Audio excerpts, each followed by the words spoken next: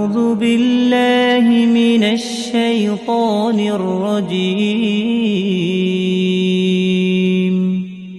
بسم الله الرحمن الرحيم. السلام عليكم ورحمة الله وبركاته. إن الحمد لله نحمده ونستعينه ونستغفره ونعوذ بالله من شرور أنفسنا ومن سيئات أعمالنا. ويهدي الله فلا مضل له ومن يضلل فلا هادي له. وأشهد أن لا إله إلا الله وحده لا شريك له وأشهد أن محمدا عبده ورسوله. أما بعد، قال الله تعالى في القرآن المجيد: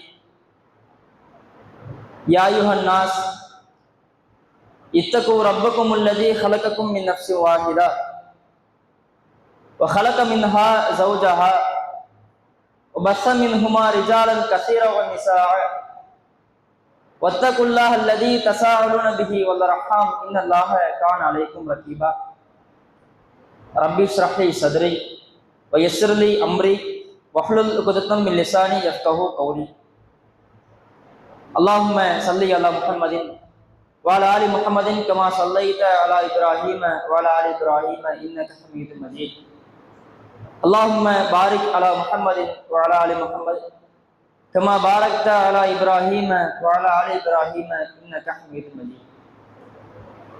அல்லாஹ்வுடைய தூதர் சொன்னார்கள்: இதா குல்த லி சாஹிபிக யௌமல் ஜுமாஅத்தி அன்சித் வல் இமாமு யக்துப்.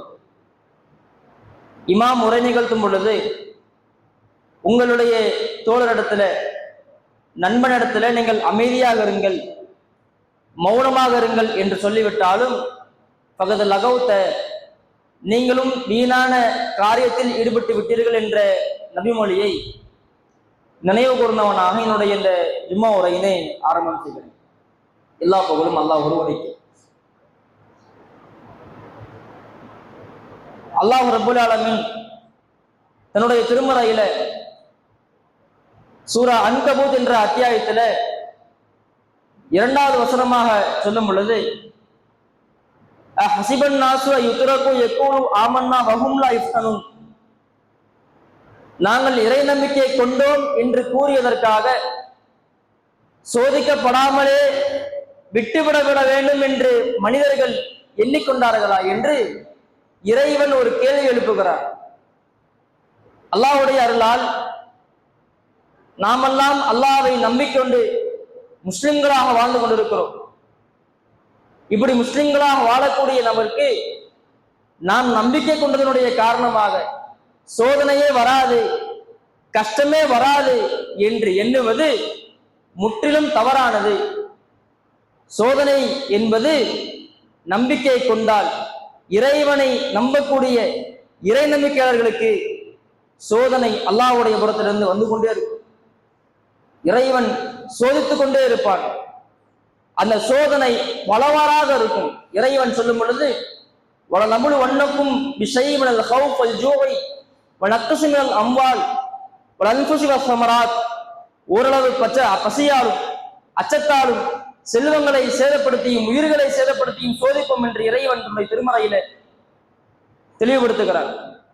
சோதனைகள், கஷ்டங்கள், துன்பங்கள் என்பது நமக்கு பல வழிகளில் இறைவன் நம்மை கொடுத்து சோதிப்பான்.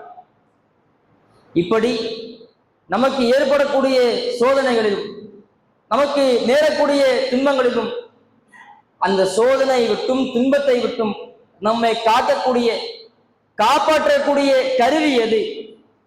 நாம் செய்ய வேண்டிய, நாம் பயன்படுத்த வேண்டிய ஒரு யுக்தி, ஆயுதம் எது என்று கேட்டால் அதுதான் இறை நம்பிக்கை.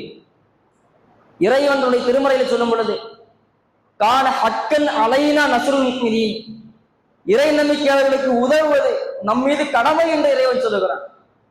நம்பிக்கை கொண்டால், அல்லாஹ்வை உறுதியாக நம்பியிருந்தால் நமக்கு உதவி புரிவது, உதவி செய்வது தனக்கே இறைவன் கடமையாக்கியதாக தன்னுடைய திருமறையிலே பதிவு செய்கிறார். நம்முடைய வேலையெல்லாம் அல்லாஹ்வை உறுதியாக நம்பிக்கை கொண்டு அவனையே சார்ந்திருக்க வேண்டும். அப்படி உறுதியாக சார்ந்திருந்தால், அவனை உறுதியாக நம்பியிருந்தால், நிச்சயமாக இறை நம்பிக்கையாளர்களுக்கு இறைவனுடைய உதவி என்பது ரொம்ப பக்கத்துல இருக்கு. எப்படி நம்பணும்? வெறுமனே இறைவனை நான் நம்புகிறேன் என்று சொன்ன மட்டும் போதாது. இறைவன் மனிதர்களுக்கு எதையெல்லாம் மார்க்க வரம்பாக விதித்திருக்கிறானோ, எதையெல்லாம் வாழ்க்கை வழிமுறையாக பேண வேண்டும் என்று ஆணையிட்டிருக்கிறானோ, கட்டளை பிறப்பித்திருக்கிறானோ, அதையெல்லாம் வாழ்க்கை வழிமுறையாக மாற்ற வேண்டும். அல்லாஹ்வுடைய தூதர் அவர்கள் ஒரு நாள் ஒரு மனிதரை பற்றி பேசுகிறார்கள். எப்படிப்பட்ட மனிதர்? யுத்தீலி சஃபர, நீளமான ஒரு பயணத்துல பயணிக்கிறார். எப்படி? முடியெல்லாம் அப்படியே களைஞ்சு போய் புழுதி படிஞ்சு அப்படி ரொம்ப கஷ்டமான நிலையில ஒரு மனிதர் பயணிக்கிறார். பயணிக்கும் பொழுது அந்த பயணத்தினுடைய கஷ்டம் தாங்க முடியாம எமுத்து எதைகில சமாய், வானத்தின் பக்கம் கையை உயர்த்துறார். உயர்த்தி ரப்பி ரப்பி, இறைவா இறைவா என்று உதவி கேட்கிறார். இந்த உதவி, இவர் கேட்கக்கூடிய இந்த நிலைமை எப்படி இருக்கு சொல்லும் பொழுது, அவருடைய அந்த உணவு, அவருடைய உணவு ஹராம், அவர் சாப்பிடக்கூடிய சாப்பாடு தடை செய்யப்பட்டதா இருக்குது. மஷ்ரபஹு, அவர் பருகக்கூடிய பானம் தடை செய்யப்பட்டதா இருக்குது. மல்பசஹு, அவருடைய ஆடை ஹராம், தடை செய்யப்பட்டதா இருக்குது. குதிய பில் ஹராம், அவர் அனைத்தையும் ஹராமானதாகவே வைத்திருக்கிறார். ஃபன்னா இஸ்தாபுலஹா, பிறகு எப்படி அவருடைய பிரார்த்தனை பதிலளிக்கப்படும்? இறைவனுடைய உதவியை வேண்டுகிறோம், இறைவனுடைய உதவியை நாடுகிறோம் என்றால், இறைவன் சொன்ன மார்க்க வரம்புகளை, சட்டங்களை நம்முடைய வாழ்க்கையிலே முதலில் கடைபிடித்தாக வேண்டும். இந்த ஹதீஸ் சொல்லக்கூடிய கருத்து என்ன? ஒருத்தர் சாப்பிடுறதெல்லாம் ஹராம், வருகக்கூடிய பானங்கள் ஹராம், அவருடைய ஆடை தடை செய்யப்பட்டிருக்கிறது. இந்த நிலையில ஒருவர் கையை உயர்த்தி இறைவா இறைவா என்று பிரார்த்திக்கிறார். எப்படி பிரார்த்தனை பதிலளிக்கும்? எப்படி இறைவன் இந்த பிரார்த்தனையை ஏற்றுக்கொள்வான் என்று அல்லாஹ்வுடைய அவர்கள் கேள்வி எழுப்புகிறார்கள்.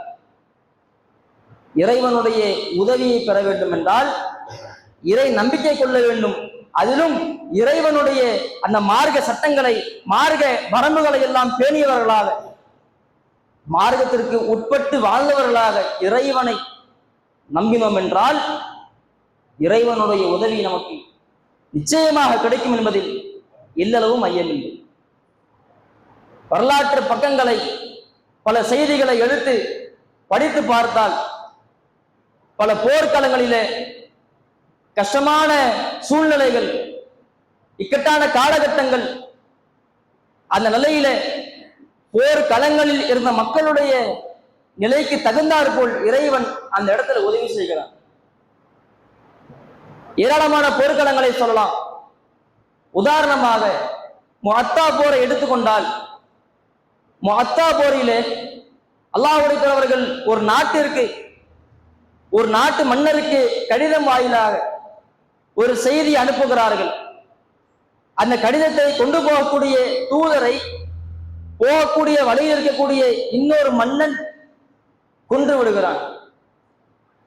பொதுவா போருக்கு நேருக்கு நேராக கூப்பிடுறத விட தூதரை கொலை செய்வது, ஒரு நாட்டுடைய தூதர் மேல கை வைக்கக்கூடாது, கொல்லக்கூடாது.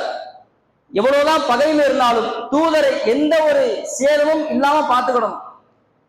ஆனா இந்த இடத்துல தூதர், அல்லாஹ்வுடைய தூதர், அவங்க அனுப்பிய தூது செய்தியை கொண்டு சென்ற நபர் கொல்லப்பட்டார். பயங்கரமான ஒரு கோபம். இதற்காக வேண்டி ஒரு 3000 பேர் கொண்ட ஒரு படையை அல்லாஹ் இருக்கிறவங்க அந்த எதிர் நாட்டுக்கு எதிராக அனுப்புறாங்க. இந்த 3000 பேர் கொண்ட முஸ்லிம் படை அந்த எதிரியை எதிர்க்கிறதுக்காக, தாக்குறதுக்காக போகும் பொழுது அவர்களுக்கு மிகப்பெரிய ஒரு பேரதிர்ச்சி காட்டிருக்கு. இவங்க போறாங்க. போகக்கூடிய வேளையில அந்த காலகட்டத்துல முஸ்லிம்களை எதிர்க்க வேண்டும் என்றால் மத்த எல்லா கொள்கை இருக்கக்கூடிய அத்துணை நபர்களும் ஒன்று செஞ்சிருவாங்க. இப்படி இந்த படை போகக்கூடிய வேளையில எதிர் தரப்புல கிட்டத்தட்ட பல குலங்கள்ல இருந்து, பல கோத்திரங்களில் இருந்து சுமார் 2,00,000 நபர்கள் எதிரணியில அந்த முஸ்லிம் படையை எதிர்க்கிறதுக்காக வந்து குழுமிட்டாங்க. 3000 பேர் கொண்ட படை புறப்பட்டாங்க. எதிரில் யார் இருப்பா? ஒரு 3000 பேர் இருப்பாங்களா? ஒரு 5000 பேர் இருப்பாங்களா? மிஞ்சி மிஞ்சி போனா 10,000 பேர் இருப்பாங்களா? அல்லாஹ்வுடைய யாரெல்லாம் நம்ம அடிச்சிடலாம் அப்படின்னு எண்ணத்துல போன படையை விட 10 மடங்கு 20 மடங்கு அதிகமான எண்ணிக்கை 7,00,000 நபர்கள் எதிர்க்க நிற்கிறாங்க. ஆலோசனை நடக்குது, என்ன பண்ணலாம்? எப்படிப்பட்ட மனிதனாக இருந்தாலும், எவ்வளவு பெரிய பலம் ஆயுதம் கொண்டவனாக இருந்தாலும், இப்படி ஒரு படை வலிமையை பார்த்தா போர் வேணாம், இது தற்கொலைக்கு சமம் என்ற ஒரு வார்த்தை இதனுடைய வாயிலிருந்து வரும். முஸ்லிம்கள் ஆலோசனை பண்றாங்க, என்ன செய்வோம்?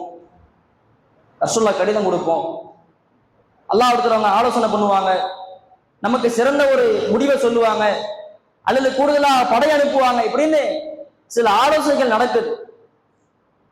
இந்த நேரத்துல இந்த இக்கட்டான சூழ்நிலையை நம்ம கவனிச்சு பார்த்து, அடுத்து அப்துல்லா பின் ரவாஹா ரலியல்லாஹு அன்ஹு அவர்கள் எழுந்து அந்த சூழ்நிலையில மக்களுக்கு உரை நிகழ்த்துறார். மக்களே, இந்த இடத்துக்கு நம்ம வந்திருக்கிறோம்னா அல்லாஹ் நம்பி தான் வந்திருக்கிறோம். இத்தனை ஆண்டு காலங்கள், இத்தனை காலம் நாம் போர் செய்தது நம்முடைய எண்ணிக்கை வைத்து கிடையாது, நம்முடைய ஆயுதங்கள் படபடத்தை வச்சு கிடையாது. போனா ஒன்று போர்க்களத்துல வெற்றி, மரணித்தா மறுமையில வெற்றி என்று அல்லாஹ்வின் மீது பாரத்தை போட்டு அல்லாஹ் நம்பி போவோமே என்று அந்த இடத்துல அப்துல்லா பின் ரவாஹா ரலியல்லாஹு அன்ஹு அவர்கள் உரை நிகழ்த்துறாங்க. இந்த நேரத்துல, இந்த சூழ்நிலையில இப்படிப்பட்ட வார்த்தை வருவதே அரிது, ரொம்ப கஷ்டம். இதைய அந்த நபித்தோழர் உரையாக நிகழ்த்துகிறார். இதை கேட்ட மக்கள் அதற்கு ஒத்ததாக அவருடைய கருத்திலேயே உட்பட்டு போர் செய்ய போறாங்க. போர் நடக்குது, மிக வீரமாக போர் நடைபெறுது. இறுதியாக இஸ்லாமிய படைக்கு வெற்றி காலித் பின் வலீத் ரலியல்லாஹு அன்ஹு அவருடைய கையால் கிடைக்குது என்பதை வரலாற்று சம்பவம் நம்ம தெரிந்திருக்கக்கூடிய ஒரு செய்தி தான். இதே போல இன்னொரு சம்பவம் ஒன்று இருக்கிறது. இறைவன் தன்னுடைய திருமறையில அல் பக்ரா என்ற அத்தியாயத்துல சொல்லும் பொழுது, பனு இஸ்ராயல் என்ற சமுதாயத்திற்கு மூசா அலைஹிஸ்ஸலாம் அவர்கள் அனுப்புகிறான். மூசா நபி போயிட்டு அவர்களுடைய காலகட்டம் முடிந்த பிறகு இன்னொரு நபி என்ன பண்றாங்கன்னா அந்த சமுதாய மக்களுக்கு போறாங்க. இப்படி அந்த நபி வாழ்ந்து கொண்டிருக்கும் பொழுது அந்த மக்கள் அந்த தூதத்தை கேட்கிறாங்க, உபாசலனா மலிகா, எங்களுக்கு ஒரு மன்னரை, ஒரு ஆட்சியாளரை எங்களுக்கு வழங்குங்கள், நியமிச்சு கொடுங்க அப்படின்னு அந்த மக்கள் கேட்கிறாங்க.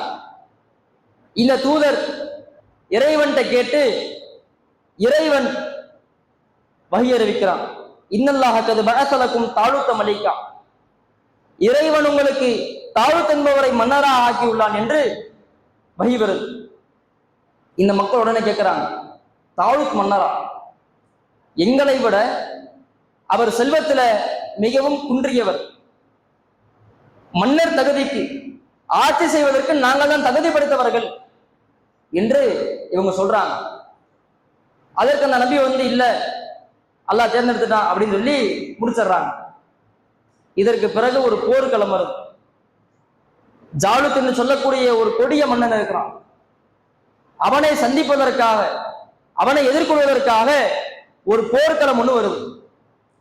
போர்க்களத்துல இந்த படை கிளம்புது, முஸ்லிம்களுடைய படை கிளம்புறாங்க.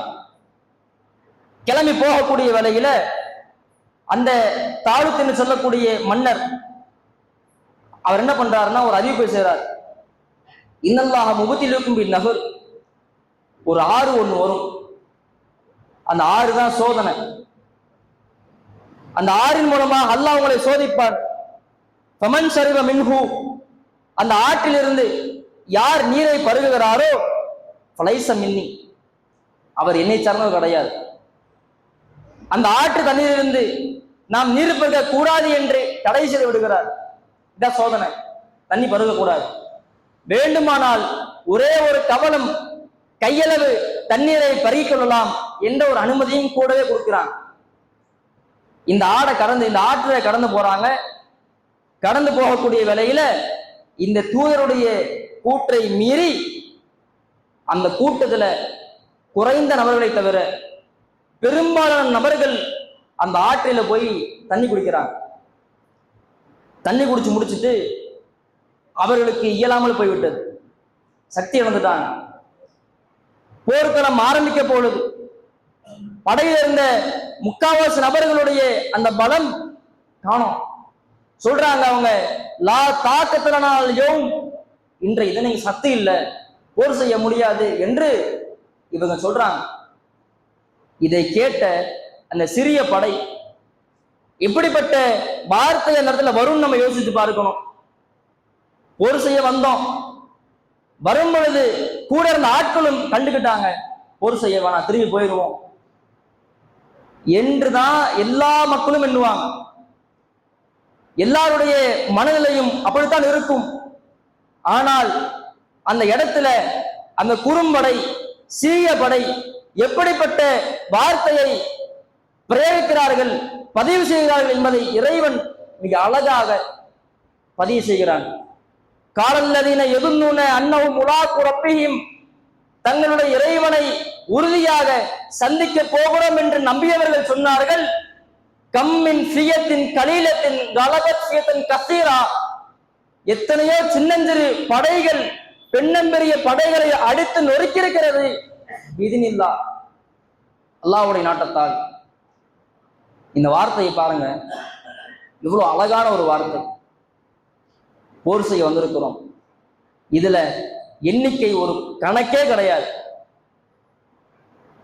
நிறைய நபர்கள் கண்டுகிட்டாங்க, காணோம், பிரச்சனை இல்லை, இதைவிட சின்னஞ்சிறு படைகள் அல்லாஹ்வின் மூலமாக வெற்றி பெற்றிருக்கிறது என்ற ஒரு வார்த்தை அவர்களுடைய வாயிலிருந்து வெளிவருது.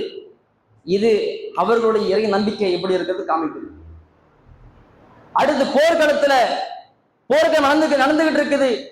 அப்ப சொல்றாங்க, ரப்பனா, இறைவா, அஃப்ரிகலைனா சபரா, எங்களுக்கு பொறுமையை கொடு, சபித் அக்குதாமனா, எங்களுடைய பாதங்களை உறுதிப்படுத்து, வன்சொன்னால கௌமில் காஃபிரி, இறை மறுப்பாளர்களுக்கு எதிராக எங்களுக்கு உதவி புரி என்று அந்த இடத்துல இறைவனை நம்பி இறைவனை சார்ந்து அவர்கள் அல்லாஹ்விடத்துல பிரார்த்தனை வைக்கிறாங்க. அல்லாஹ் சொல்றாப்பா, ஹசமவும் பிஇذنில்லா, அல்லாஹ்வுடைய நாட்டத்தால் அவர்கள் தோற்கடித்தார்கள், வெற்றி பெற்று விட்டது. குறைந்த படைதான் மிக பெரிய படை தோற்கடித்தது. இது போர்க்களம். போர்க்களத்திற்கும் நம்முடைய வாழ்க்கைக்கும் என்ன சம்பந்தம் என்றால், பெரிய பெரிய போர்க்களமாக இருந்தாலும் நம்முடைய வாழ்க்கையிலே ஏற்படக்கூடிய சின்ன சின்ன பொருளாதார விஷயமாக இருந்தாலும், அது ஏற்படக்கூடிய சோதனைகள் கஷ்டங்களாக இருந்தாலும், இதில் நமக்கு தேவைப்படுவது இறை உதவி. அதற்கு நாம் செய்ய வேண்டியதை இறை நம்பிக்கையோடு நாம் இருக்க வேண்டும். அல்லாஹ் இருக்கான், அல்லாஹ் பார்த்துப்பான் என்ற ஒரு நம்பிக்கை நம்முடைய உள்ளத்துல ஆழமாக வேரூண்டி இருக்க வேண்டும். சோதனை வராமல், கஷ்டங்கள் வராமல், இடர்கள் நம்மை இழுத்து செல்லாமல் வாழ்ந்து விடலாம், வாழ வேண்டும் என்று இன்றைக்கு பல மக்கள் நினைச்சிட்டு இருக்கிறாங்க. கஷ்டம் இருந்தா வாழ நல்லா இருக்கும், சோதனை வரக்கூடாது, எந்த ஒரு துன்பம் நமக்கு வரக்கூடாது என்று பல மக்கள் எண்ணுவதை பார்க்கிறோம். நம்மிடம் கூட அந்த எண்ணம் இருக்கலாம், இவ்வளவு கஷ்டமா இருக்குது, வாழ்க்கையில எவ்வளவு துன்பப்படுறோமே, இது எல்லாம் இல்லாம நம்முடைய வாழ்க்கை இருந்தா நல்லா இருக்குமே என்று நாம் நினைக்கலாம். இறைவன் மிக அழகாக ஒரு கேள்வி கேட்கிறான். அம் ஹசிபத்தும் அன் ததுகுலல் ஜன்னத்தை வலம்மா யாத்திக்கும் மஸலுல்லதீன கலௌ மின் கபலிக்கும், உங்களுக்கு முன்னால் வாழ்ந்தவர்களுக்கு வந்த சோதனையை போன்று உங்களுக்கு வராமல் நீங்கள் சொர்க்கத்திற்கு இலகுவாக சென்று விடலாம் என்று எண்ணிக்கொண்டீர்களா? மஸத்துஹுமுல் பஅஸா வ தர்ரா, நோயும் பசியும் அவர்களை பிடித்தது. ஜுல்ஜிலு, அவர்கள் உழுக்கப்பட்டார்கள். ஹத்தா யகூல ரசூல் வல்லதீன ஆமனு மாஹு, அல்லாஹ்வுடைய தூதரும் இறை நம்பிக்கை கொண்டோரும் மத்தா நஸ்ருல்லா, அல்லாஹ்வுடைய உதவி எப்போது எப்போது என்று கேட்கும் அளவிற்கு ஒடுக்கப்பட்டார்கள். அல்லாஹ் அறிந்து கொள்ளுங்கள், இன்ன நஸ்ரல்லாஹி கரீம், அல்லாஹ்வுடைய உதவி என்பது அருகில் இருக்கிறது என்று இறைவன் பதிவு செய்யும். சோதனைகள் மூலமாகத்தான், பல துன்பங்கள் மூலமாகத்தான் இறைவன் நம்மை எல்லாம் சோதித்து, அதன் மூலமாக அந்த சோதனையில இறைவனை சார்ந்து நம்பி பொறுமையோடு இருந்தால் அதன் மூலமாக இறைவன் நாளைக்கு மறுமையில சொர்க்கத்தை வழங்க இருக்கிறான் என்பதை நாம் உணர்ந்து கொள்ள வேண்டும்.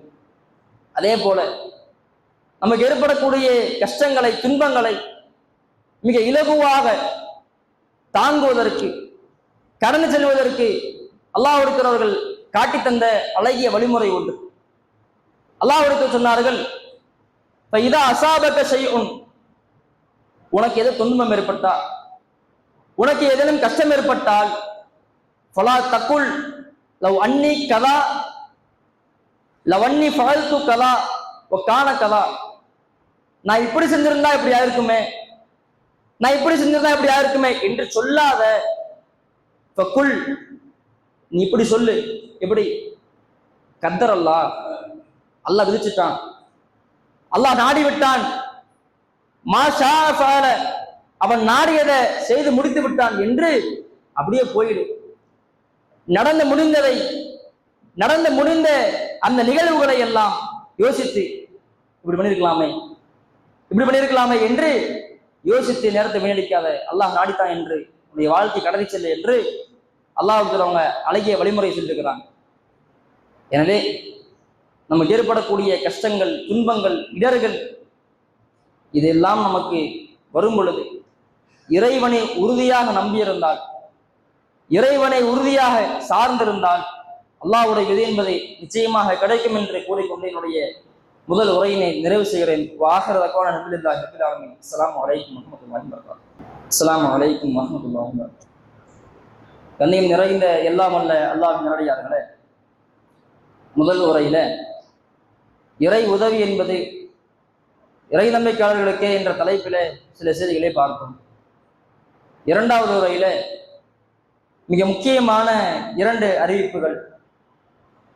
முதலாவது, நம்முடைய ஈரோடு மாவட்டத்தில் அகராரம் பகுதியில நம்முடைய பள்ளியினுடைய மேல்தள கட்டுமான பணி நடைபெற்று முடிஞ்சிருச்சு. அந்த கட்டுமான பணிக்கு தேவைப்படக்கூடிய பொருளாதாரங்கள், அந்த பள்ளியினுடைய அந்த பொருளாதாரம் கடன் பெற்று அந்த கட்டுமான பணியை முடிச்சிருக்கிறாங்க. இன்றைக்கு இருக்கக்கூடிய இந்த வாரத்தினுடைய ஜும்மா வசூல் அந்த பள்ளியினுடைய கட்டுமான பணிக்காக கொடுக்க இருக்கிறது.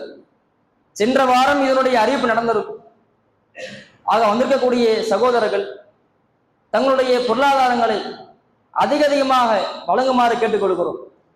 அல்லாஹ்விற்கு சொன்னார்கள், மம்பனா மஸ்ஜிதன், யார் ஒரு பள்ளிவாசலை கட்டுகிறாரோ, பனல்லாஹு லஹு மிஸ்லஹு ஃபில் ஜன்னா, அதே போன்று சொர்க்கத்தில் ஒரு கட்டுறான் அல்லாஹ். நமக்கு ஒரு மாளிகை சொர்க்கத்துல இறைவன் கட்டி தருகிறான். எப்போனா நாம் ஒரு பள்ளிவாசலை கட்டும் பொழுது, நாம் ஒரு பள்ளிவாசலை கட்டுவதற்கான பங்களிப்பு செய்யும் பொழுது இறைவன் அதற்காக வேண்டி சொர்க்கத்தில் ஒரு மாளிகை ஏற்படுத்துகிறான். சின்ன பங்களிப்பாக இருந்தாலும் நம்முடைய பங்களிப்பு அதில் சேர்ந்து விட்டதால் நாம எங்கேயோ இருப்போம், சாப்பிட்டுட்டு இருக்கோம். நம்ம பொருளாதார உதவி செய்த பள்ளிவாசல்ல மக்கள் தொழுதுகிட்டு இருப்பாங்க. தொழக்கூடிய நேரத்துல அவங்க தொழக்கூடிய நன்மை நமக்கு வந்து சேரும். நம்ம தூங்கிட்டு இருப்போம், மக்கள் தொழுதுட்டு இருப்பாங்க. தூங்கி கொண்டிருக்கக்கூடிய நமக்கு அந்த மக்கள் தொழக்கூடிய நன்மை வந்து சேரும். நம்ம பேசிக்கிட்டு இருப்போம், மக்கள் தொழுதுகிட்டு இருப்பாங்க. தொழக்கூடிய வேலையில அந்த நன்மை நமக்கு வந்து சேரும். நம்ம மௌத்தா போயிருப்போம், மரணித்து போயிருப்போம், மரணித்த பிறகும் அந்த பள்ளியில வணக்கங்கள் நடைபெறும். அல்லாஹ் வணங்குவார்கள், அந்த நன்மை நமக்கு வந்து சேரும். இழப்பில்லாத வியாபாரம் இந்த உலகத்துல எப்படிப்பட்ட வியாபாரமா இருந்தாலும் லாபம் இருக்கும், நஷ்டம் இருக்கும். அல்லாஹ்வுடைய பாதையில நாம் செய்யக்கூடிய வியாபாரம் என்பது, நாம் கொடுக்கக்கூடிய போடக்கூடிய முதலீடு என்பது நஷ்டமே இல்லாத அதிகமான லாபம் தரக்கூடிய ஒரு வியாபாரம், ஒரு முதலீடு என்பதை நாம் ஆழமாக பதிய வைத்து அந்த பள்ளிக்கான கட்டுமான பணியினுடைய அந்த பொருளாதாரத்தை வாரி வாரி வழங்குமாறு கேட்டுக்கொள்கிறோம். அதே போன்று வரக்கூடிய வாரம் நம்முடைய பள்ளியில இயங்கக்கூடிய மக்தப் மதரசாவுடைய ஆண்டு நிறைவு நிகழ்ச்சி ஏற்பாடு செய்யப்பட்டிருக்கிறது. அந்த நிகழ்ச்சியில சிறும் பிள்ளைகள் தங்களுடைய மார்க்க கல்வியை அழகுற தெளிவாக எடுத்து வைக்க இருக்கிறார்கள். வந்திருக்கக்கூடிய சகோதர சகோதரிகள் அந்த நிகழ்ச்சியிலே பங்கு பெறுமாறு கேட்டுக்கொள்கிறோம். அதே போல அந்த நிகழ்ச்சிக்கு தேவையான பொருளாதார செலவினங்கள் என்பது நமக்கு தேவையா இருக்கிறது. அதற்காக வேண்டியும் இன்ஷா அல்லாஹ் அடுத்த வாரத்துடைய ஜும்மா வசூல் அந்த நிகழ்ச்சிக்கான பொருளாதார செலவினங்களுக்காக ஒதுக்கப்பட இருக்கிறது. அதற்காகவும் வந்திருக்கக்கூடிய சகோதர சகோதரிகள் அதிகமான ஒத்துழைப்பு கொடுக்குமாறு கேட்டுக்கொள்கிறோம். அல்லாஹ்வுக்கு சொன்னார்கள், இத்தக்கும் நார வளவுபிஷிக்கு தம்ரா, ஒரு பேர்த்தம்பளத்தை பீத்து கொடுத்தாவது உங்களை நரகத்தை விட்டு காத்துக் கொள்ளுங்கள் என்று அல்லாஹ்வுக்கு சொன்னார்கள். அந்த அடிப்படையில சிறியதோ பெரியதோ நம்மால் முடிந்த பங்களிப்பை செய்தால் அதுவே நம்முடைய மறுமைக்கு மிகப்பெரிய நன்மைகளை பெற்று தந்துவிடும் என்பதை நாம் ஆழமாக மனதில் பதிய வைத்துக் கொண்டு கேட்ட செய்திகளை எல்லாம் மனதில் வைத்து நல்ல முறையில வாழ்ந்து மரணிக்கக்கூடிய நன்மக்களாக அல்லாஹ் உங்களையும் என்னையும் ஆக்கி அருபுரிவானாக என்று கூறி என்னுடைய இந்த ஜும்மா உரையினை நிறைவு செய்கிறேன். வாஹ்ர தக்வான் அல்ஹம்துலில்லாஹி ரப்பில் ஆலமீன். அஸ்ஸலாமு அலைக்கும் வரஹ்மத்துல்லாஹி வபரகாத்துஹு.